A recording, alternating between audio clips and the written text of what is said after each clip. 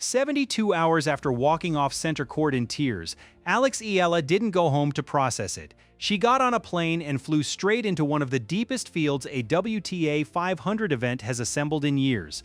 This is not a rest week. This is Chapter 2. If you've been on this journey since Miami, since Madrid, since Berlin, you already know exactly why this channel exists. Subscribe and let's get into what she's actually walking into this week. Let's rewind 4 days first, because the turnaround here is genuinely fast. On July 6th, Eala lost in the Wimbledon round of 16 in 3 sets, the deepest any Filipina has ever gone at a Grand Slam in the Open era. Reports described her leaving center court to a standing ovation despite the loss. The next day, she posted a short, simple message of thanks on Instagram. Nothing more. By the following Wednesday, she was in Washington warming up for a tournament that started counting down almost immediately. And this isn't a soft landing spot. On paper, it's labeled a WTA 500, but the actual field playing inside it looks a lot closer to a top-tier event. According to the tournament's own release, 7 of the world's top 20 are entered. Elena Svitolina, the same player Eala beat in Berlin a few weeks back, now with an obvious motive to return the favor. Marta Kostyuk, a past finalist at this exact event.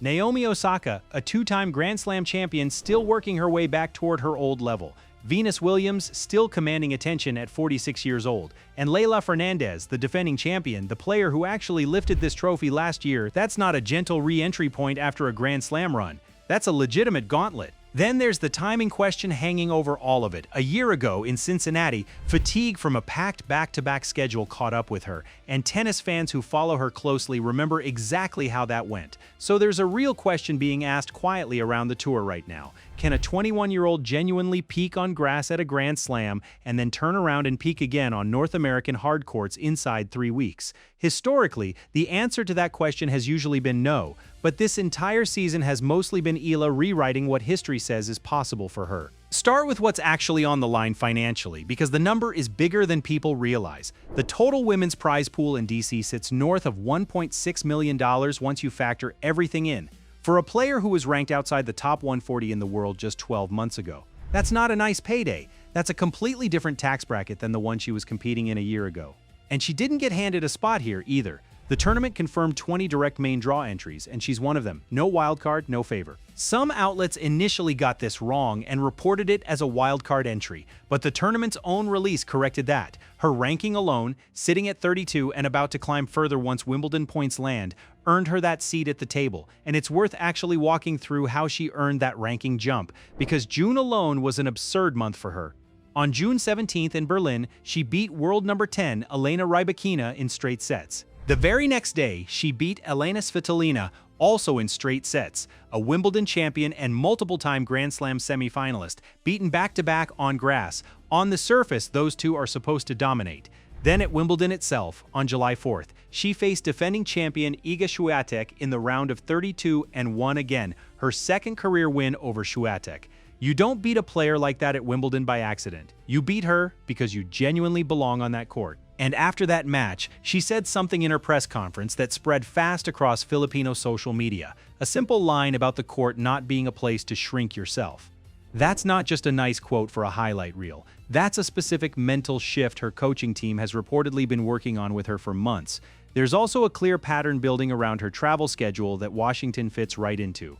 Viral airport welcome scenes in Madrid. The same thing in Paris. A documented crowd scene at a smaller event in Bad Homburg that circulated widely on Filipino social media.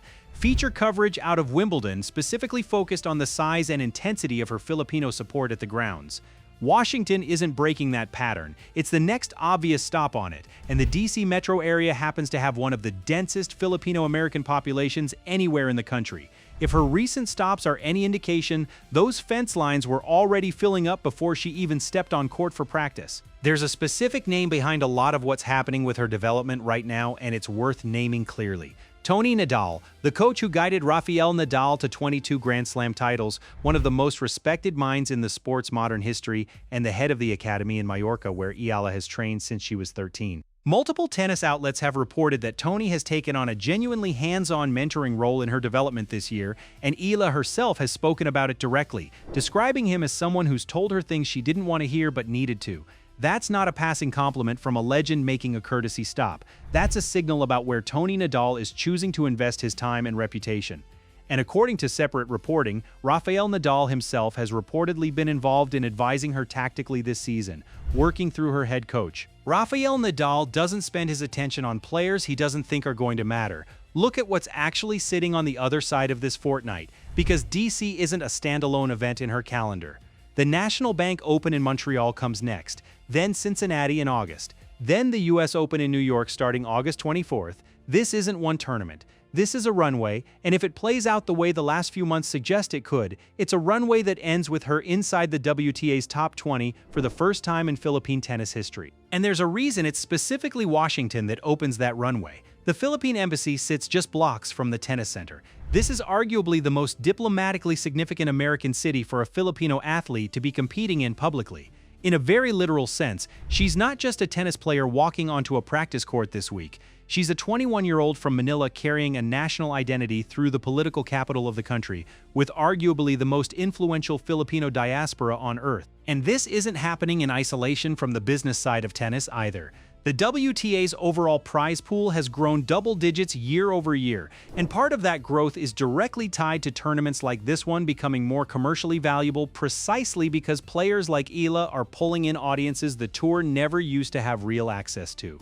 Every fence line packed with fans, every jersey in the crowd is part of why the money attached to these events keeps climbing. If she reaches the semifinals here, she's projected to be a top 25 player before Montreal even starts. If she wins the whole thing, this stops being a feel-good storyline and becomes a legitimate career trajectory. There is one thing keeping this from reading like a guaranteed coronation story, and it's worth being honest about it. She lost her last match. 3 sets, center court, the biggest stage of her career so far, and she had a lead in the second set that she couldn't hold on to in the third. Plenty of players would take a full week to process a loss like that. Some go home entirely. Eala posted a short thank you message and was on a flight west within 48 hours. That tells you something about her without needing much extra commentary. Run back through the month one more time. Rybakina beaten in straight sets. Svitolina beaten in straight sets. A real battle with Swiatek at Wimbledon that she came out on top of. A widely shared moment of her taking a call with her father courtside in Berlin, not trying to hide it from cameras. A standing ovation on center court despite a loss.